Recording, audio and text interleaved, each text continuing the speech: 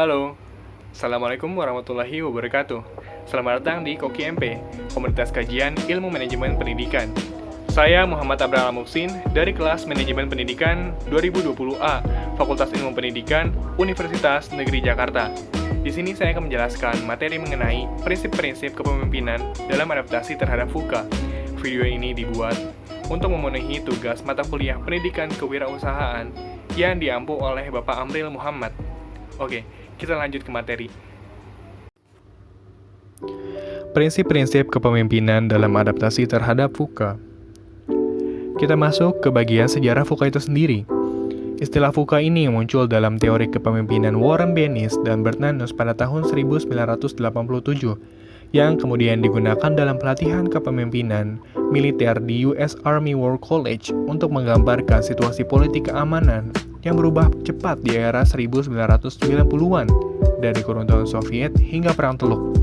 Hingga seterusnya, VUCA juga digunakan dalam pelatihan kepemimpinan bisnis sebagai salah satu keterampilan yang harus dikuasai dalam membantu kepemimpinan dan perencanaan strategi. Selanjutnya, ada definisi VUCA. Definisi VUCA sendiri merupakan akronim dari yang pertama itu ada volatility, yang berarti adanya perubahan yang cepat.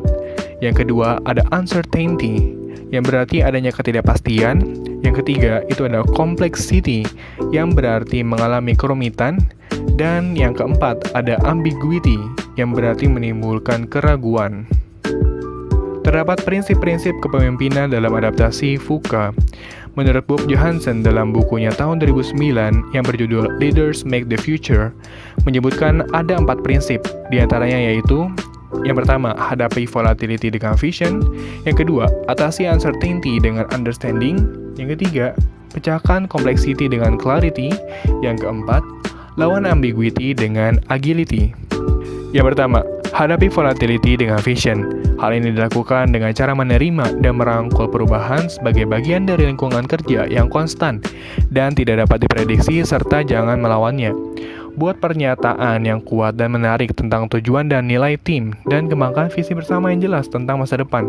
Pastikan Anda menetapkan tujuan fleksibel yang dapat Anda ubah bila perlu. Ini membantu menavigasi situasi yang tidak menentu dan asing di kehidupan yang akan datang. Yang kedua, atasi uncertainty dengan understanding.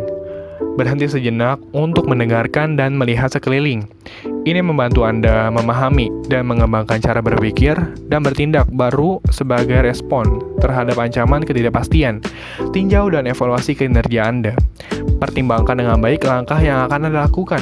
Lakukan simulasi dan eksperimen dengan situasi sehingga melatih Anda untuk bereaksi terhadap ancaman serupa di masa depan. Yang ketiga, pecahkan complexity dengan clarity. Berkomunikasi secara jelas dengan tim Anda. Dalam situasi yang kompleks, komunikasi yang jelas membantu mereka memahami arah tim dan organisasi. Kembangkan tim dan dorong kolaborasi. Situasi VUCA seringkali terlalu rumit untuk ditangani oleh satu orang. Jadi, bangun tim yang dapat bekerja secara efektif dalam lingkungan yang bergerak cepat.